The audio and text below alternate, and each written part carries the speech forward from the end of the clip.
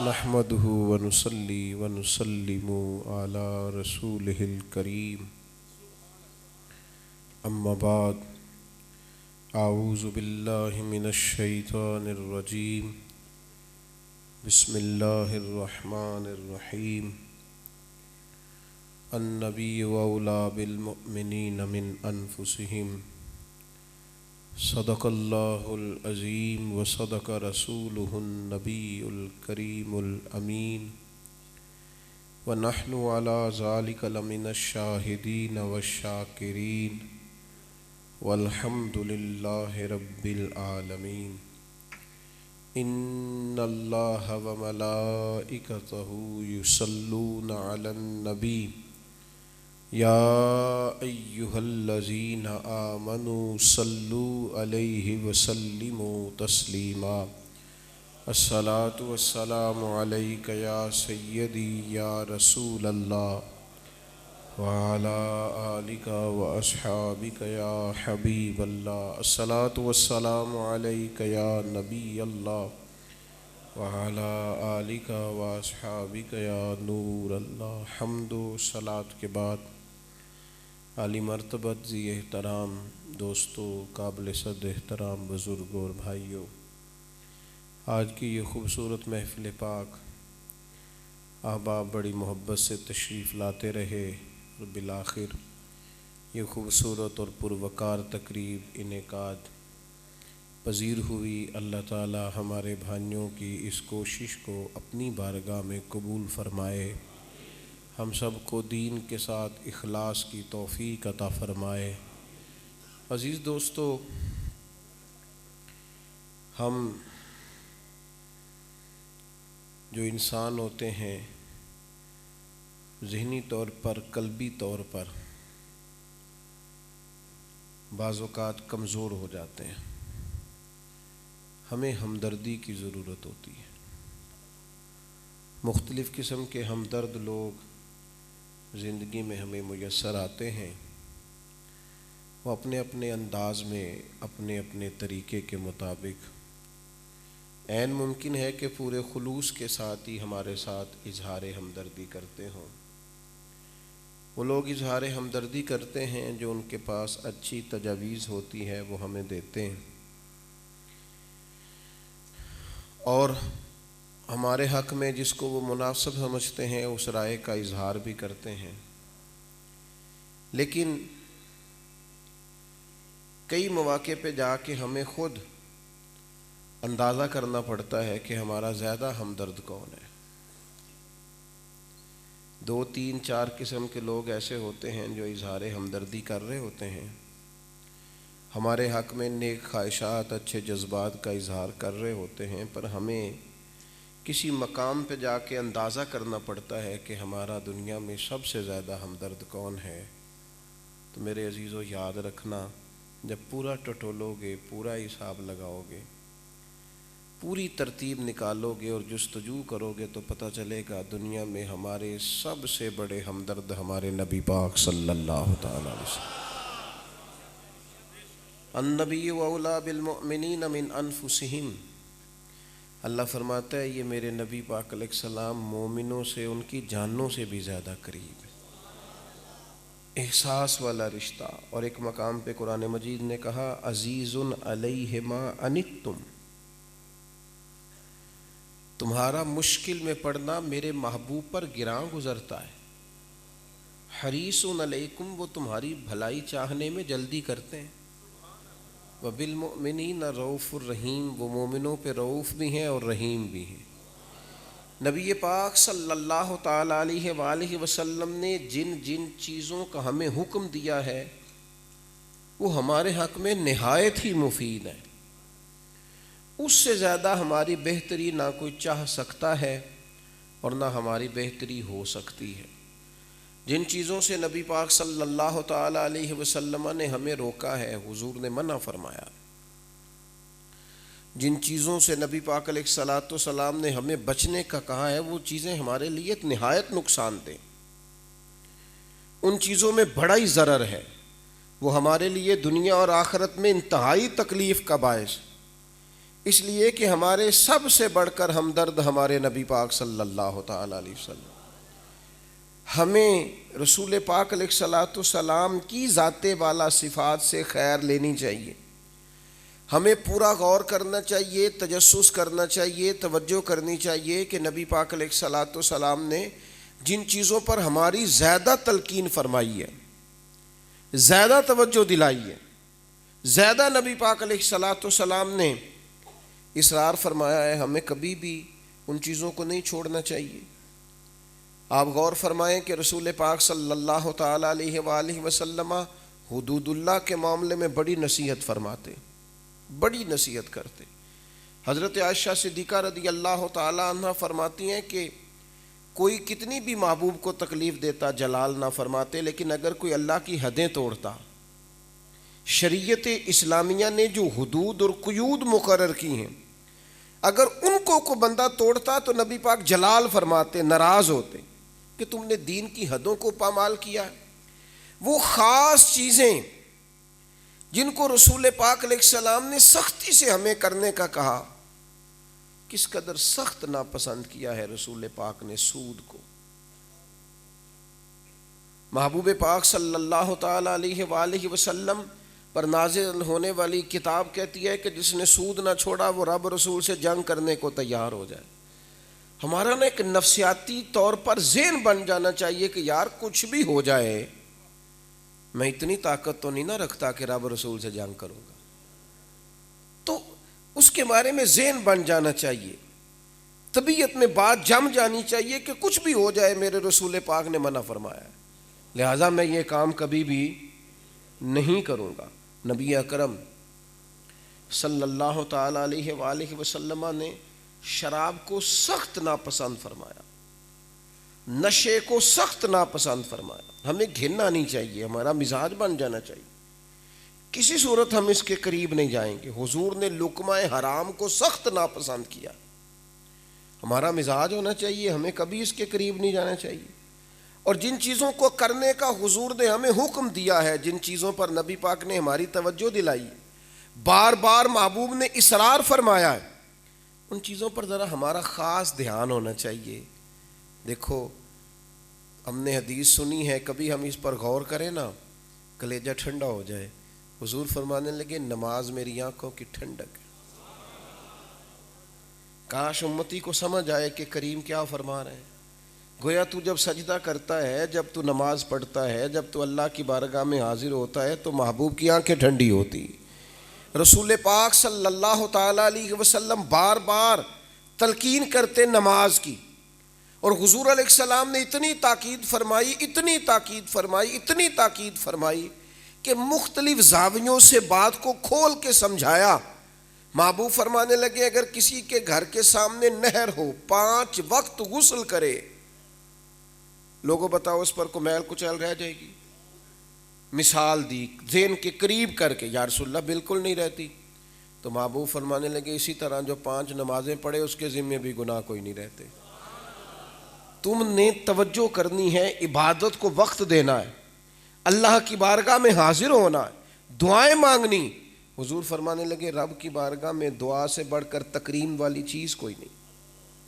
فرمایا اللہ اس سے راضی ہوتا ہے جو زیادہ دعائیں مانگتا ہے. اور فرمایا محبوب نے تم سکھوں کے وقت دعائیں زیادہ مانگنا. ہم بھلا کس وقت مانگتے ہیں؟ دکھوں کے ٹائم. محبوب فرمانے لگے سکھوں کے ٹائم دعائیں زیادہ مانگنا، اللہ دکھوں کے وقت تمہاری جلدی قبول فرمائے گا. تو نبی پاک علیہ الصلوۃ والسلام نے بعض چیزوں کی طرف ہماری توجہ دلائی، بعض چیزوں سے حضور نے منع کیا. اسی طرح سے حضور کی سیرت پاک میں کچھ چیزیں ایسی ہیں جن کو نبی پاک نے زیادہ کیا ہے، حضور نے زیادہ کیا. آج ہم دیکھتے ہیں ہماری سوسائٹی کے اندر وہ چیزیں نہیں پائی جاتی. مثلا جس چیز پر رسول پاک نے بہت ہمدردی فرمائی وہ ہے انسانوں کی تربیت. لوگ فلاح کی طرف آئیں، لوگ کامیابی کی طرف لائیں، لوگوں کا اخلاق سنورے، لوگوں کی ذہنی ساخت اس طرح کی ہو کہ ان کے رویے عمدہ ہو جائیں، ان سے حسد، بغض، عداوت، کینہ، خود پسندی یہ چیزیں نکل جائیں. اس پر محبوب پاک علیہ الصلوۃ والسلام جد و جہد کرتے.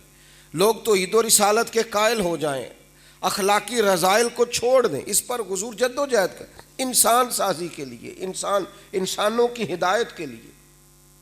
آج لوگوں کے پاس پیسہ آ جائے، لوگ مالدار ہو جائیں، خوشحال ہو جائیں، یہ سوچیں بری نہیں، اچھی ہیں، لیکن اگر اخلاقی رویہ ہی خطرناک ہو تو پیسہ جتنا مرضی آ جائے، اگر لہجہ ہی ترش ہو تو عہدہ جتنا مرضی بڑا ہو جائے، نیت ہی ٹھیک نہ ہو، کسی شخص کے مزاج کے اندر دوسروں کے بارے میں خیر خواہی نہ ہو تو طاقتور وہ جتنا مرضی ہو جائے۔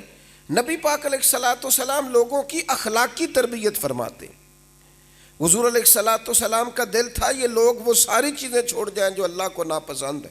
اس کے لیے کتنی جد و جہد کی نبی پاک نے، کبھی طائف گئے، کبھی عکاظ کی منڈیوں میں گئے، کبھی ایک دروازے پہ گئے، سارا دن حضور تبلیغ کرتے، سمجھاتے۔ سمجھانا اتنا ضروری ہے کہ نبی پاک علیہ السلام نے زور دیا، حضور قائل کرتے، سمجھاتے۔ ایک بندہ سمجھنے آیا ہے تو پھر بھی محبوب نے اتنا ہی سمجھایا ہے، اور 1000 سمجھنے آیا تو پھر بھی حضور نے اتنا ہی سمجھایا ہے۔ نبی پاک لوگوں کو سمجھاتے، دن کو تبلیغ ہوتی اور رات کو امت کی ہدایت کے لیے دعا ہوتی۔ یہ جو تڑپ ہے نا کہ لوگوں کو کچھ خیر بتائی جائے، کچھ دین بتایا جائے، کچھ سمجھایا جائے، کچھ غور کیا جائے، یہ ختم ہو گئی ہمارے اندر۔ ہم تو تنقید کرتے ہیں، ہم تو بیٹھ کے تبصرہ کرتے ہیں زمانہ بڑا خراب ہو گیا، ہم تو بیٹھ کے تبصرہ کرتے ہیں فلاں کا بیٹا فلاں کی بیٹی بگڑ گئے۔ مجھے بتائیے گا، خدا نہ خواستہ اللہ معاف فرمائے، وہ جو کوتاہیاں میں کسی کے بیٹے کی بیان کرتا ہوں، خدا نہ خواستہ اگر وہ غلطی میری اولاد میں سے کوئی کرے تو پھر بھی میں اسی طرح تبصرہ کروں گا، پھر بھی میرا یہی لہجہ ہوگا۔ رسول پاک صلی اللہ تعالی علیہ وسلم کے سینے کا درد ہے کہ لوگوں کو قائل کیا جائے، سمجھایا جائے، ان کی تربیت کی جائے، انسان سازی کی جائے، لوگوں کو اللہ کی بارگاہ کی طرف لایا جائے۔ ایک نوجوان آ گیا، اس نے آتے ہی سخت بات کر دی ہے، اس نے آتے ہی کہا ہے معاذ اللہ ثم معاذ اللہ، یا رسول اللہ صلی اللہ تعالی علیہ وسلم مجھے زنا کی اجازت دے دیں۔ جتنے لوگ بیٹھے تھے ان سب کے چہروں پہ تلخی آ گئی، غصہ آیا، کیسی بات کر رہا ہے، جوان آدمی، اس نے بات کر دی۔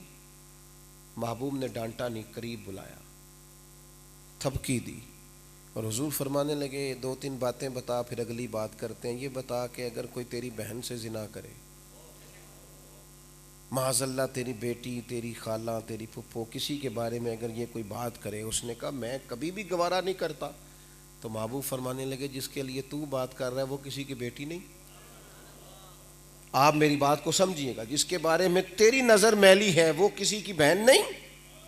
حضور کیا فرماتے ہیں کہ صرف اپنا گھر نہ بچا، صرف اپنا گھر نہ بچا تو ملت کی ساری بیٹیوں کو بچا، ساری بہنوں کے بارے میں تیرا ذہن عمدہ ہو جائے، سوسائٹی کے اندر پاکیزگی پیدا ہو جائے سب کی۔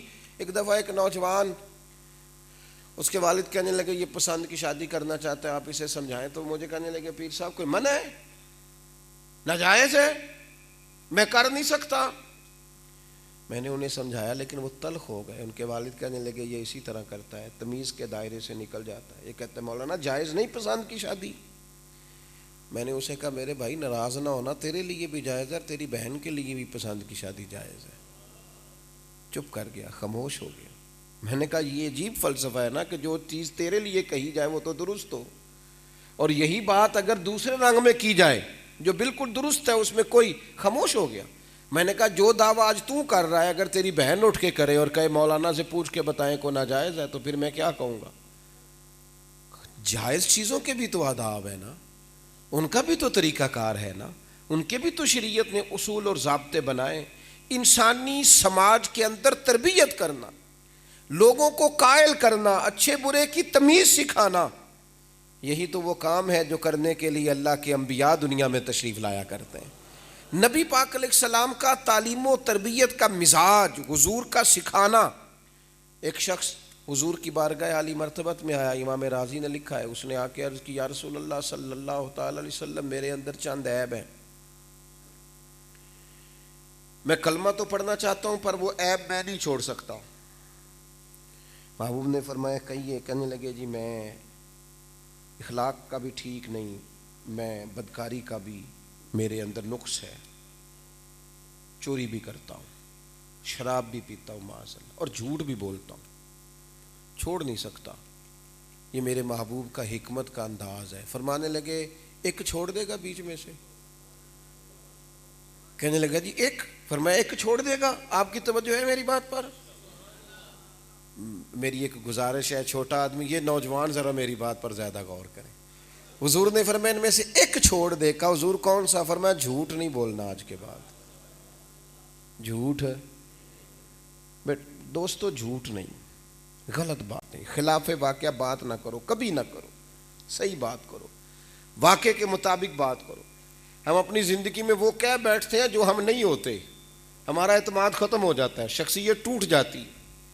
یہ دور آ گیا ڈینگے مارنے کا، بڑکے لگانے کا، اور بعد میں جب کھڑے ہونے کی باری آتی ہے تو پھر لوگ 1.5 دن بھی نہیں نکالتے۔ وہ بات کریں جس پر انسان تھوڑا سا نا باہمت رہ سکے۔ فرمایا تو جھوٹ چھوڑ دے۔ اس نے کہا جی ٹھیک ہو گیا، کلمہ پڑا، مسلمان ہو گیا۔ وہ کہتے میں شراب کے قریب جانے لگا تو دل میں خیال آیا پی کے جاؤں گا، مسلمانوں کے بیچ بیٹھوں گا تو وہ پوچھیں گے بدبو آ رہی ہے، شراب تو نہیں پی؟ جھوٹ تو بولنا نہیں، تو شرم کتنی زیادہ آئے گی۔ پھر کہنے لگے میں ادھر جانے لگا جہاں میں اپنا ذہن صاف نہ رکھتا تھا، جب میں ادھر جانے لگا تو میں نے کہا اگر کسی نے دیکھ لیا، پوچھ لیا تو جھوٹ تو بولنا نہیں۔ پھر میرے دل میں خیال آیا چوری، تو میں نے کہا چوری کروں گا تو اگر اس نے پوچھا کہ تو نے کی تو نہیں، تو جھوٹ تو بولنا نہیں۔ کہتے میں دروازہ رسول پہ جا کے دیکھ رہا تھا چہرہ، اور میں سمجھ رہا تھا کریم تیرے قربان جاؤں، ایک عیب چھڑایا ہے اللہ نے، مجھے ہر عیب سے پاک فرما دیا۔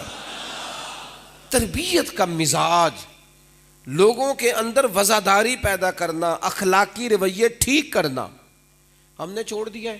ہم اپنے بچوں کو کیا سکھا رہے ہیں؟ پیسے کماؤ کسی طریقے، دولت مند بنو، شہرت ہو جائے، کسی طریقے سے کچھ ایسا چکر چل جائے کہ تم فیمس ہو جاؤ۔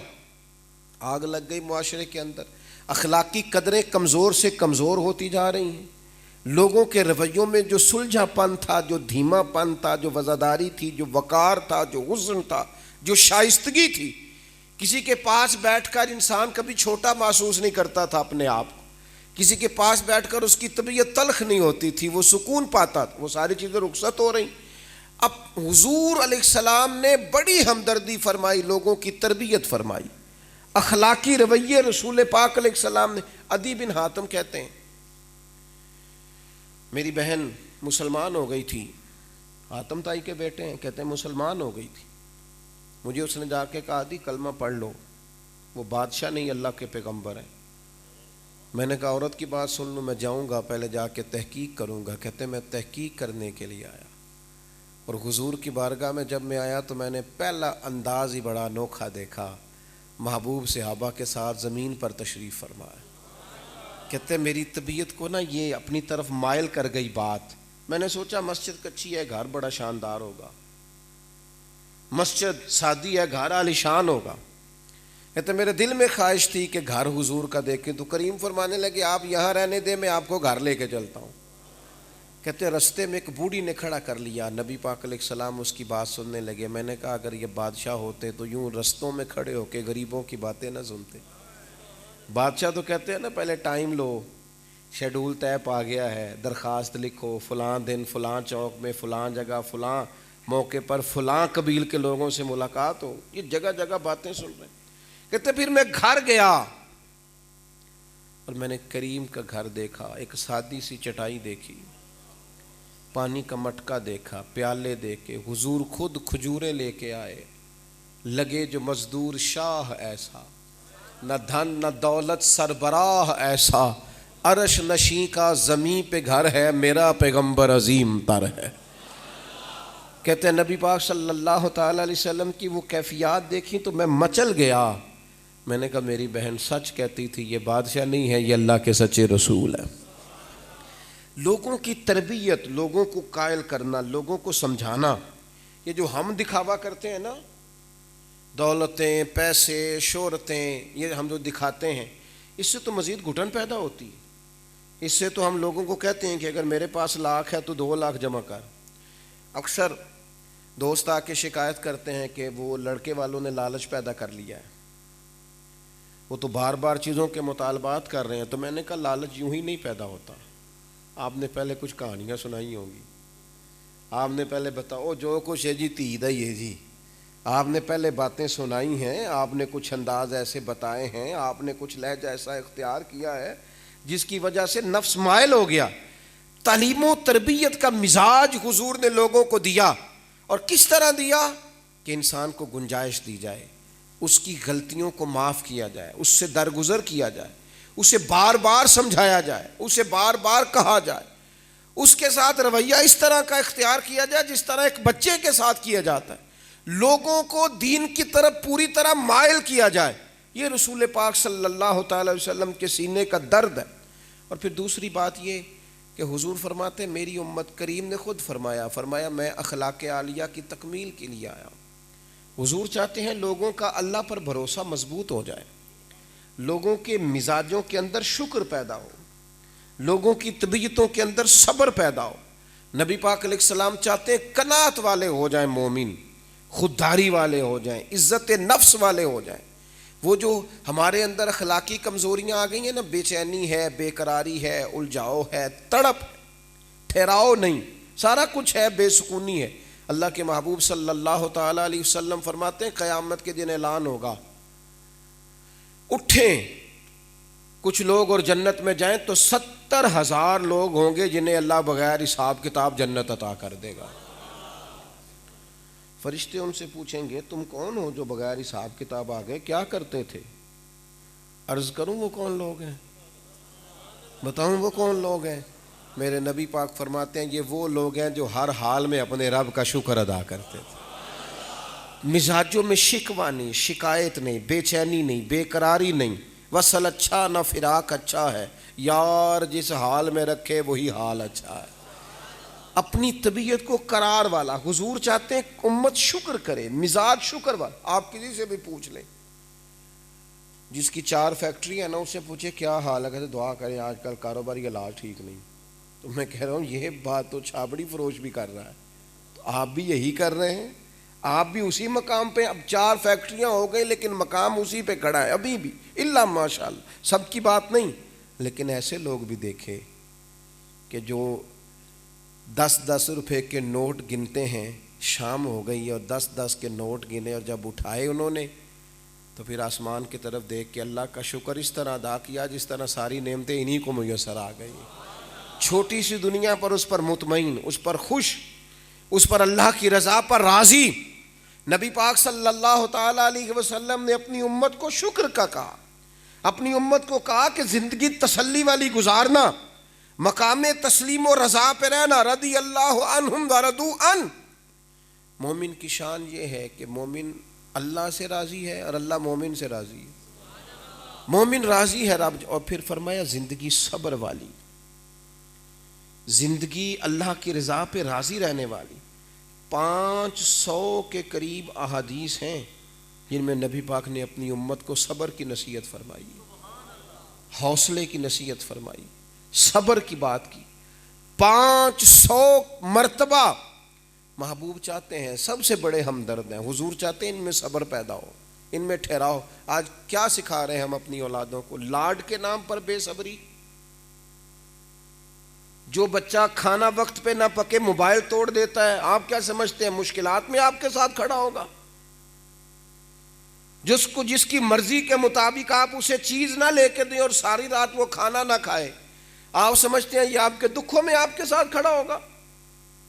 جن لوگوں کو صبر نہیں سکھایا جا سکا، جنہیں حوصلہ نہیں سکھایا جا سکا، جنہیں ٹھہراؤ نہیں سکھایا جا سکا، جنہیں زندگی کے جھمیلوں کا مقابلہ کرنا ہم نے نہیں سکھایا، ہم سمجھتے ہیں کل کلا کو ہمارے دست و بازو بنے گی. کیسے بنے گی؟ ہم نے تو انہیں کہا ہو بالکل اس کو گرم ہوا نہ لگے. تو ٹھیک ہے، پھر آپ کو تو لگے گی نا، اسے نہیں لگے گی، اسے نہیں لگ رہی، آپ کو لگ رہی ہے. پھر آپ نے اس کے ساتھ وہ زیادتی کی ہے کہ وہ بیچارہ ساری زندگی کوئی کارنامہ نہیں سر انجام دے سکے گا. کائنات میں سب سے شانوں والی اولاد وہ ہے جو رسول پاک کی اولاد ہے، سیدہ طیبہ طاہرہ حضرت فاطمہ الزہرا. رضی اللہ تعالیٰ عنہ اونٹ کے بالوں کی بنی ہوئی چادر اوڑھ کے چکی پیس رہی تھی. نبی پاک علیہ السلام تشریف لائے, صاحبزادی کو کام کرتے دیکھا. اب میں آپ کو چکی پیسنے کا درد کیا بتاؤں, بہت سارے لوگوں نے نہ چکی دیکھی نہ اس کو پیسنے کی انہیں مشقت کا پتہ چلا. چکی پیس رہی تھیں اور اونٹ کے بالوں کی بنی ہوئی چادر اوڑھ رکھی تھی. محبوب نے یہ نہیں فرمایا فاطمہ دن پھر جائیں گے, حالات ٹھیک ہو جائیں گے فلاں, نہ. کریم نے کیا سبق دیا, امت کو کیا درس دیا. حضور فرمانے لگے فاطمہ دنیا میں تھوڑی سی مشقت برداشت کرو, اللہ کریم آخرت کی ساری سعادتیں آپ کو ہی عطا فرمائے گا. فرمایا یہ وقت آپ نے یوں ہی گزارنا ہے, صبر میں, حوصلے میں, ٹھہراؤ میں, اپنی زندگی کے اندر قناعت میں. حضور چاہتے ہیں میری امت خوددار ہو, ہاتھ نہ پھیلائے. نبی پاک علیہ السلام کی یہ خواہش ہے کہ امت میں خودداری ہو, اس میں عزت نفس ہو, اس میں وقار ہو, یہ کسی کی دولت دیکھ کے اس کی طبیعت نہ للچائے, اس کے مزاج میں کبھی وہ چیز پیدا نہ ہو. آپ دیکھیے نبی اکرم صلی اللہ تعالیٰ علیہ وسلم نے نا اپنے لیے فقر کو پسند فرمایا. حضور فرماتے ہیں میرے رب نے مجھے پیشکش کی, مجھے عطا کیا. مالک کریم نے مجھ سے کہا کہ اے محبوب اگر آپ چاہیں تو میں مکے کی زمین کو سونے کی وادی بنا دوں, وادیاں سونے کی بنا دوں. حضور فرماتے ہیں میں نے اپنے رب کی بارگاہ میں عرض کی مالک میں تو چاہتا ہوں ایک دن میں سیر ہو کے کھاؤں اور ایک دن میں فاقہ کروں. اور میرے مالک میرا دل کرتا ہے جس دن سیر ہو کے کھاؤں تیرا شکر ادا کروں, اور جس دن مجھے فاقہ ملے میں اپنے رب کی بارگاہ میں فریاد کروں, دعا کے لیے ہاتھ اٹھاؤں.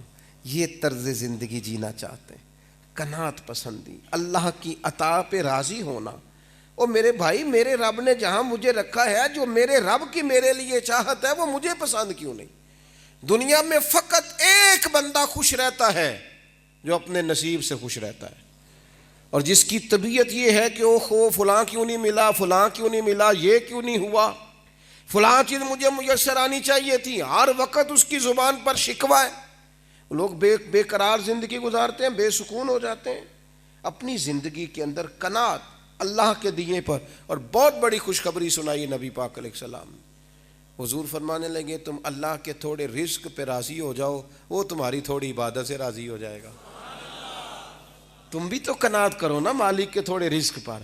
تمہاری خواہش یہ ہے کہ روز آتا جائے, روز آتا جائے, روز آتا جائے, لیکن تم آگے بڑھنے کو تیار نہیں.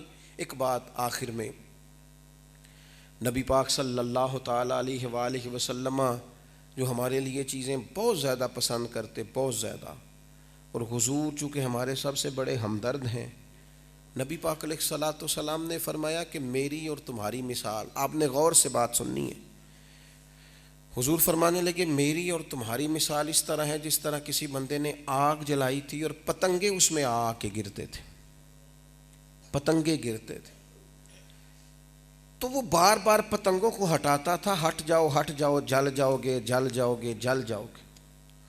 نبی پاک علیہ الصلوۃ والسلام فرماتے تم بھی دوزخ کی طرف بڑھتے ہو تو میں تمہیں کمر بند سے پکڑ پکڑ کے کھینچتا ہوں, یہ کام نہ کرو تمہیں دوزخ میں لے جائے, یہ کام نہ کرو تمہیں.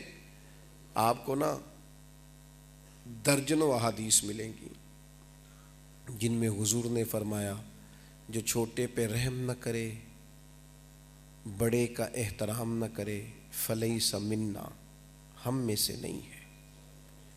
محبوب نے فرمایا جو بندہ ملاوٹ کرے وہ ہم میں سے, جو کسی کو دھوکہ دے وہ ہم میں سے. نبی پاک علیہ السلام نے نا تعمیر امت فرمائی, اس امت کو اعلیٰ اخلاقی بنیادیں عطا فرمائیں, ان کے رویوں کو, ان کے لہجوں کو بہت ساری عظمتوں سے ہمکنار کیا.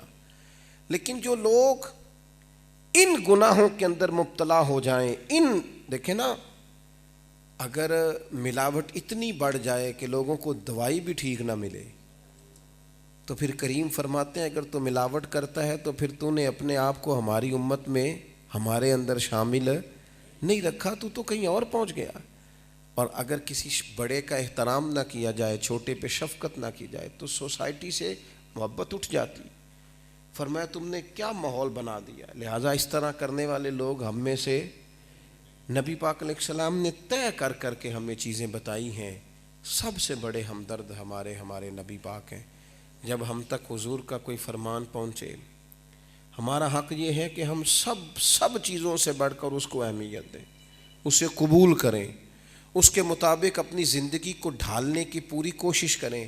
میں دیکھ رہا ہوں کہ آہستہ آہستہ ہم ذہنی طور پر کمزور ہوتے جا رہے ہیں، فکری بنیادوں میں دراڑیں آتی جا رہی ہیں، بے چینیاں بڑھتی جا رہی ہیں، بے قراریاں بڑھتی جا رہی ہیں، ذہنی الجھاؤ اور طبیعتوں کا تناؤ اور ایک دوسرے سے ناراضگیاں بڑھتی جا رہی ہیں. ماحول کے اندر گھٹن ہے. لوگ ایک دوسرے سے ملتے ہیں پر مسکرا کے نہیں ملتے، ایک دوسرے کے پاس بیٹھتے ہیں پر بیٹھ کر قرار نہیں پاتے. لوگ ایک دوسرے کے ہاں آتے جاتے ہیں پر آنے جانے کے اندر وہ تسلی اور تشفی نہیں محسوس کرتے. لہجوں کو کھلا کریں. رسول پاک نے جو ہماری تعمیر کی ہے اس تعمیر پر میں ایک دانشور کو پڑھ رہا تھا، وہ کہہ رہا تھا یہ جو دھوکہ دیتے ہیں نا لوگ، یہ بہت سیانے لوگ ہوتے ہیں. دھوکہ دینے والے لوگ ہوتے ہیں نا، آپ کبھی ان کو پڑھیں نا تو وہ جس طرح کی وہ کہانی سناتے ہیں، جس طرح کا وہ کیش کرتے ہیں بندے کو، کہتے ہیں بہت دانشور ہوتے ہیں دھوکہ دینے والے لوگ. لیکن اس نے جو اگلی بات لکھی وہ بڑی کمال لکھی.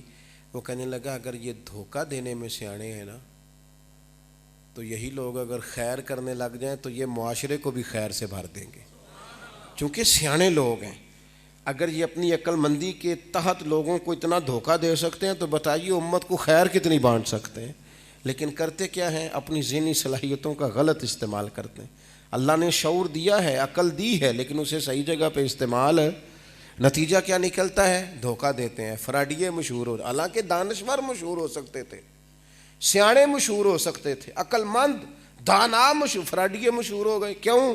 کہ خدا نے جو نعمت دی تھی اس کا صحیح جگہ پہ استعمال نہیں کیا. تو ہمارے سب سے بڑے ہمدرد ہمارے نبی پاک علیہ الصلاۃ والسلام ہیں. حضور سے فیض لیں. اپنی زندگی میں وہ چیزیں جو نبی پاک نے ہمیں دی ہیں انہیں قریب جا کے حاصل کریں. ان چیزوں کی روشنی میں اپنے روزمرہ کے معاملات کو ترتیب دیں. اللہ تعالیٰ مجھے اور آپ کو سمجھنے کی توفیق عطا فرمائے. اللہم صلی علی سیدنا و مولانا محمد معدن الجود والکرم وآلہ وصحبہ وبارک وسلم. مالک کریم دوستوں نے بڑی محنت فرمائی، اتنا خوبصورت اہتمام کیا. اللہ سب کی کوششوں کو قبول فرما. مولا کریم اپنا خاص فضل، خاص رحمت، خاص کرم ہم سب کے شامل حال فرما. اللہ کریم ہم سب کے گناہوں کو معاف فرما، ہماری غلطیوں سے درگزر فرما. علم نافع، عمل صالح کی توفیق عطا فرما. سجدوں کا ذوق عطا فرما، عبادتوں کا شوق عطا فرما، تلاوتوں کی لذت عطا فرما. ہمیں اپنی یاد کی توفیق عطا فرما، ہمیں اپنے ذکر کی توفیق عطا فرما، ہمیں درود و سلام عرض کرنے کی توفیق عطا فرما. کائنات کے رب جن جن دوستوں نے دعا کے لیے کہا، یہ ایک بھائی ہیں انہوں نے رکا دیا، اللہ ان پر بھی اپنا فضل فرما. جتنی بھی ہماری مشکلات ہیں اپنے فضل سے ساری دور فرما. عالم اسلام کے حق میں رحمت والے فیصلے فرما. میرے وطن عزیز پاکستان کی خیر فرما. اخوت، بھائی چارہ، محبت کا اسے گہوارہ بنا دے. غریبوں کی اپنے بھرے خزانوں سے مدد فرما. مالک کریم بے چینیاں، بے قراریاں دور فرما. راحتیں اور رحمتیں عطا فرما. دنیا ہو یا آخرت ہو ہماری پردہ پوشی فرما. ہم خیر کرنے لگیں تو ہماری مدد فرما، کہیں بھولنے بھٹکنے لگیں تو حق پہ استقامت عطا فرما. زندگی تقوی کے نور والی عطا فرما. موت کلمہ اسلام پہ نصیب فرما. اللہ کریم ہم تیرے بندے ہیں، بھول جاتے ہیں، بولنے میں، کہنے میں، سمجھنے میں، معاملات کرنے میں غلطیاں کر بیٹھتے. تو ہم سے درگزر فرما. تو ہمارے حق میں جب بھی فیصلے فرما، رحمت والے فرما، کرم والے فرما، درگزر والے فرما. اللہم انا نسألک العفو والعافیۃ فی الدین والدنیا والآخرہ. اللہم رب اغفر وارحم وانت خیر الراحمین.